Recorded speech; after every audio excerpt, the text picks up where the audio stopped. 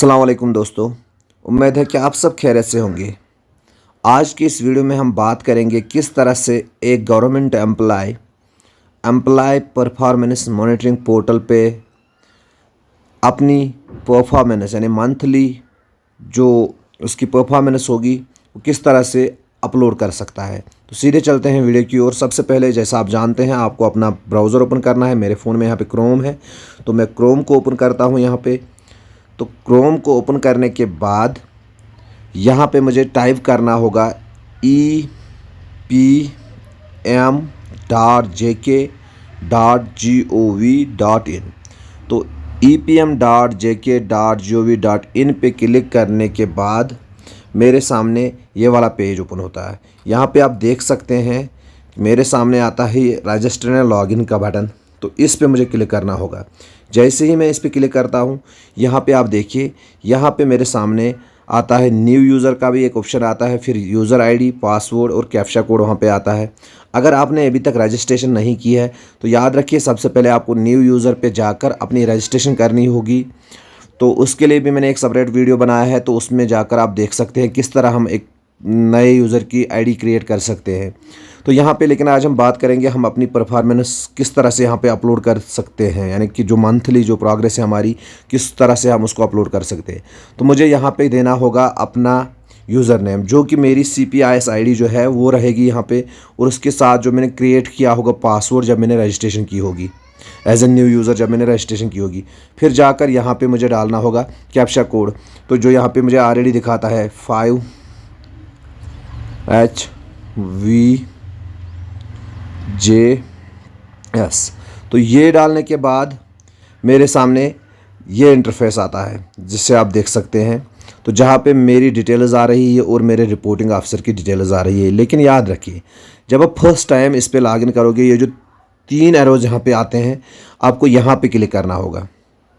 तो इस पे क्लिक करने से आपके सामने ये ऑप्शन अपीयर होते हैं, view activities, submit activities, subordinate request.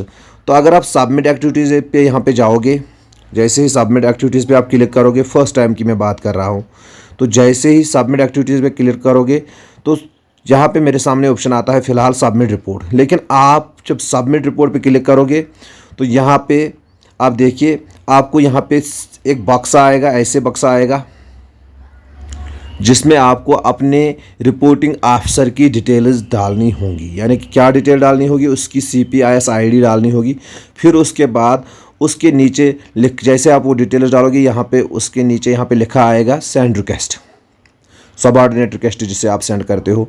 कि जब उसे रिक्वेस्ट सेंड करोगे तो उसको फिर उस रिक्वेस्ट को फिर अप्रूव करना होगा। जब आपका रिपोर्टिंग ऑफिसर होगा जब उसे अप्रूव करेगा फिर जाकर उसकी डिटेल्स आपके सामने यहाँ पे आएंगी। अब हम बात करेंगे आप किस तरह से अपना जो मंथली प्रोग्रेस है, आपकी जो रिपोर्टिंग है, किस तरह से उसे आप सबमिट कर सकते हो। तो मंथ का रिपोर्ट भरने के लिए आपको जाना होगा यहाँ पे, ये जो 3 एरोज यहाँ पे आ रहे हैं तो इस पर क्लिक करना होगा। जैसे कि मैं यहाँ पे अभी क्लिक करता हूँ तो जब मैं क्लिक करता हूँ तो मेरे सामने ऑप्शंस आते हैं view activity, submit activity and subordinate request. हालांकि सबऑर्डिनेट रिक्वेस्ट मैंने भेजी है और उसको अप्रूव भी किया है मेरे रिपोर्टिंग ऑफिसर ने। अब मैं सबमिट एक्टिविटी पे क्लिक करूँगा। जैसे ही मैं सबमिट एक्टिविटी पे क्लिक करूँगा तो जो आप देख सकते हैं मेरे सामने आता है सबमिट रिपोर्ट।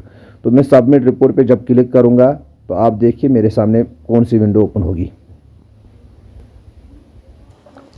तो मेरे सामने ये विंडो ओपन होती है। जब मैं इसको स्क्रॉल करता हूँ, नीचे चला जाता हूँ तो तो स्क्रॉल करने से जब मैं नीचे चला जाता हूँ तो सबसे पहले मुझे यहाँ पे इस बक्से में जो मैं यहाँ पे मार्क कर रहा हूँ यहाँ पे आपको सिलेक्ट मंथ करना होगा। जैसे आप इस पर क्लिक करोगे तो आपके सामने आपका मंथ, सारे मंथ्स अपीयर हो जाएंगे। तो मंथ आपको सिलेक्ट करना होगा। जैसे मैं अभी करता हूँ एक मंथ, ये वाला फरवरी मैंने सिलेक्ट किया।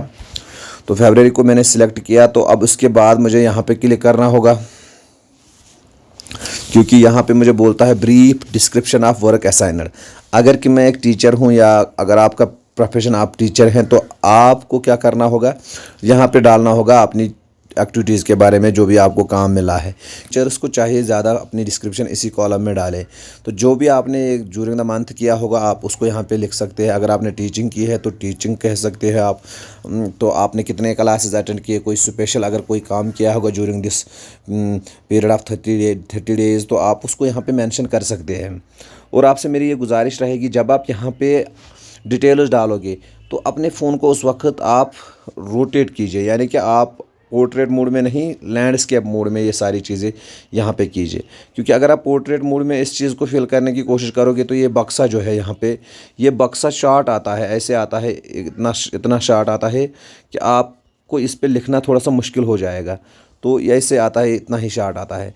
तो इसलिए बेटर है कि आप इसको लैंडस्केप मोड में ले जाएंगे और फिर जाकर यहाँ पे अपनी डिटेल सबमिट कर सकते हैं। तो इसे सबमिट करने के बाद फिर नीचे जो बटन है यहाँ पे, इस पर आपको क्लिक ज़रूर करना होगा। जब तक ना आप इस बटन पे क्लिक करोगे तो आपका जो रिपोर्ट है तब तक नहीं चला जाएगा आपके रिपोर्टिंग ऑफिसर के पास।